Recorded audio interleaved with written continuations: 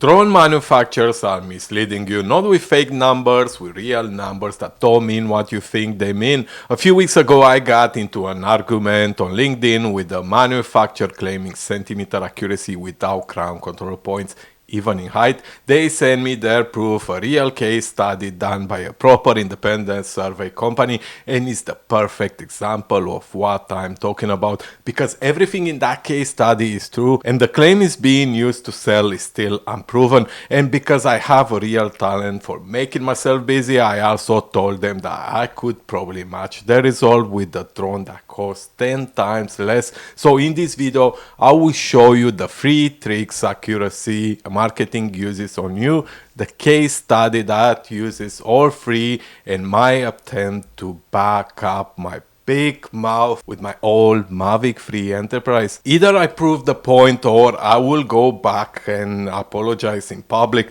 I'm not going to name the company. They build genuinely good aircraft. The new sensor is a full frame camera and it's a serious bit of kit. The hardware is not the problem. The marketing is. And to be fair to them, they are not the only ones doing this. Every trick I'm about to show you is used in this industry. So for this video, let's just call them Robin. We have plenty of them in Scotland. Quick background, I've been surveying for over 20 years. Robin has been saying for about 1 year that they don't need GCPs anymore. I asked for evidence. They sent me a case study. A survey company compared Robin's drone flown with no ground control points against a Trimble terrestrial scanner. Drone volume is 466.52 cubic meters. The scanner is 466.76 cubic meters. The difference is about 0.24 cubes, about 4 carry-on suitcases. Point clouds agreeing to 2.6 centimeters on average. Sounds like a case closed.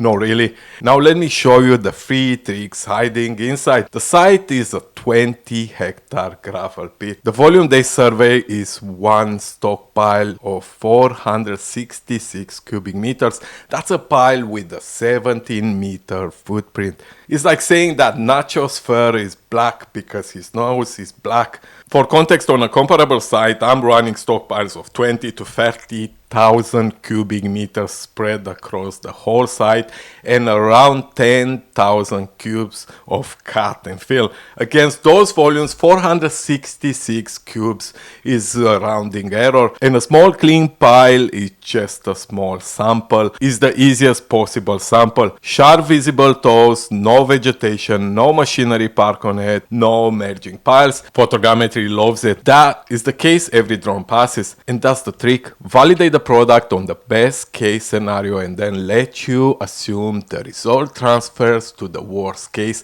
It doesn't. The real test is big irregular piles and site-wide cut and fills. That's where errors appears, and that's not what was shown.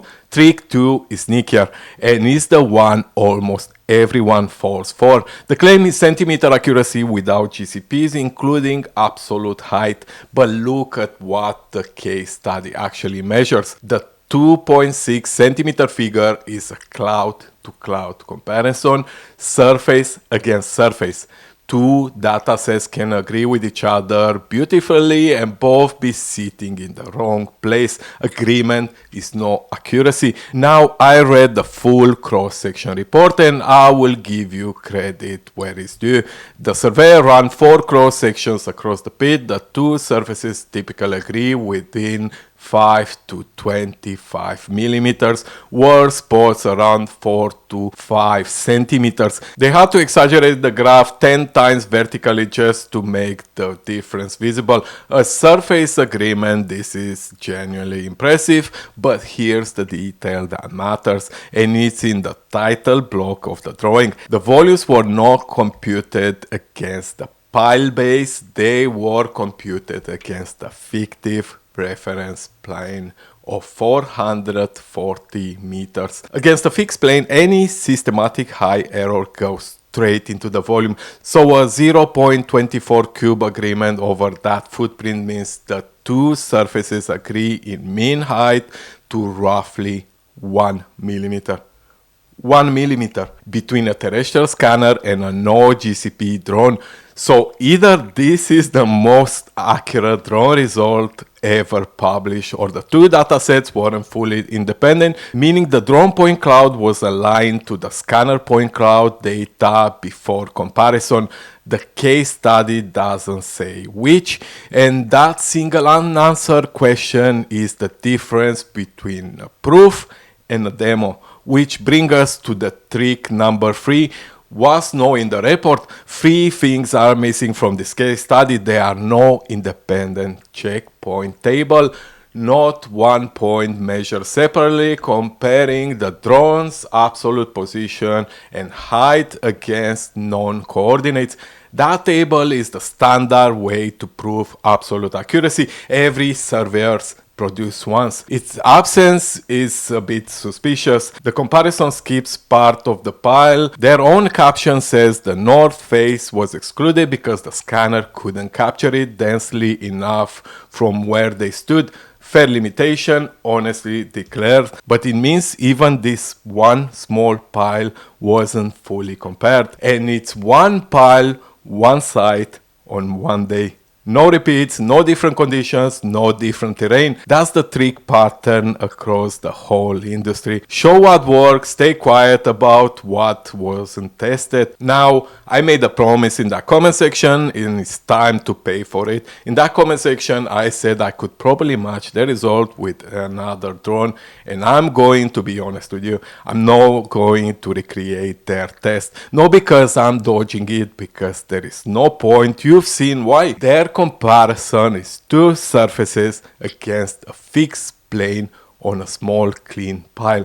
I can make almost any two datasets agree on that test. It doesn't prove anything, whatever Robin does it or whatever I do it. Recreating a meaningless test just gives you a second meaningless result. So instead, I'm going to show you what a proper independent check looks like. On a real pile, on a real site, I went on site and I didn't have a tiny little 466 cube pile lying around.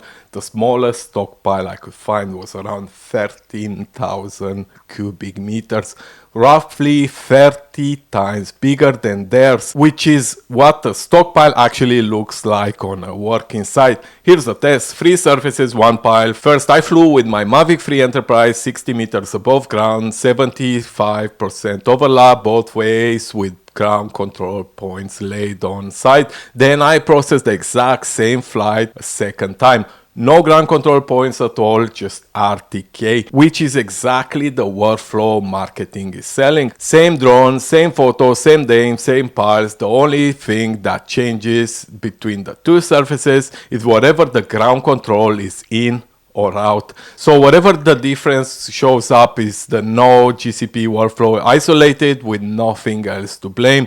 So here's the part I want to pay attention to.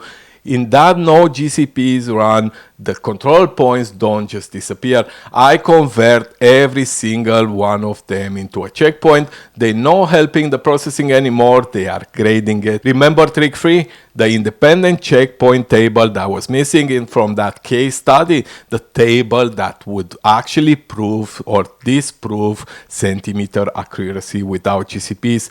Nobody published one. So I made one.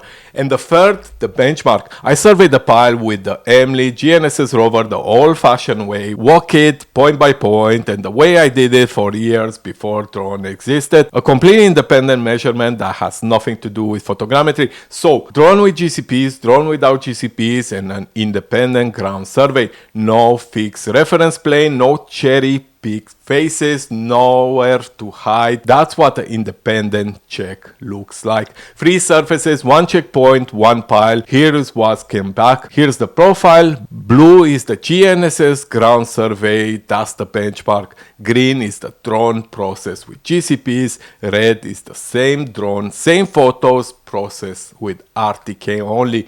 No ground control. Look at the green line first. The drone with the GCP sits within a few centimeters of the ground, never more than 5. That's a drone survey doing its job. Now look at the red line. Same photos, is floating up to 10 centimeters above the benchmark consistently all the way along the profile. And the checkpoint table tells you exactly why. 15 checkpoints measured on the ground compared against no GCP model. Look at the high column. Every single one is height, no scatter around zero. All 15 height up to 10 centimeters, averaging 7 centimeters.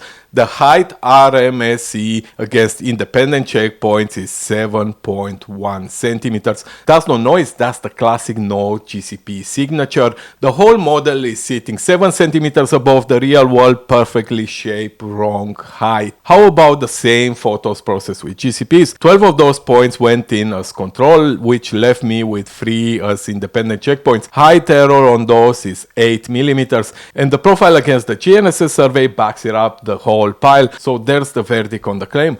The marketing says centimeter level height accuracy without GCPs. My independent checkpoint says 7 centimeters systematically high.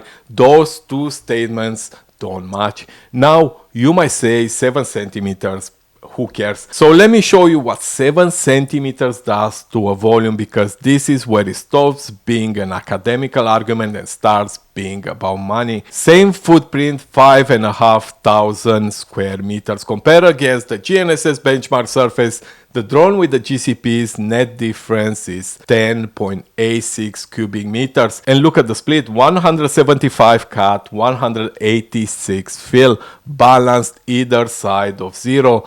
That's what random noise looks like. The two surfaces are essentially the same surface. The drone with no GCP's net difference 350.94 cubic meters, and the split 105 cut and 456 fill. Completely one-sided. That's no noise. That's the entire surface floating 7 centimeters high, and every one of those centimeters becoming phantom material.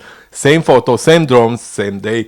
One difference in processing, and the volume error is 32 times bigger. Do the cross check yourself. 351 cubic meters spread over 5,466 square meters is 6.4 centimeters of average height offset, which is exactly what the checkpoint table found. Two completely independent measurements, the checkpoints and the volumes pointing at the same 7 centimeter error in the surface. That's how you know a result is real. Everything agrees with everything. On a 13,000 cube stockpile, 351 cubes is around 2.7%. The GCP version was 0.08%, and if that material is money, mark away anything paid by the cube, at 10 pounds per cubic meter, that's roughly 3,500 pounds of material that exists in the report and not on the ground, on one pile, on one measurement. Now run that across a monthly valuation for a year. Two honest caveats: this is my Mavic 3 Enterprise, not Robin's aircraft. A better camera and PPK might do better, and if Robin makes the effort and publishes a table like this one proving it, I would say so on this channel. But if they keep using cheap marketing case studies, then I will keep calling them out. And second, this vertical shift is a known behavior on PPK and RTK drone workflows, and it's fixable. Even one single checkpoint on site will have caught it in 5 minutes, which is rather the point. And notice what it took to actually test this properly. Ground control points and an independent rover survey, 2 processing runs and a checkpoint table, a day of work with equipment I already own, 1 person, 1 day. So the question I ask in that comment section is still open.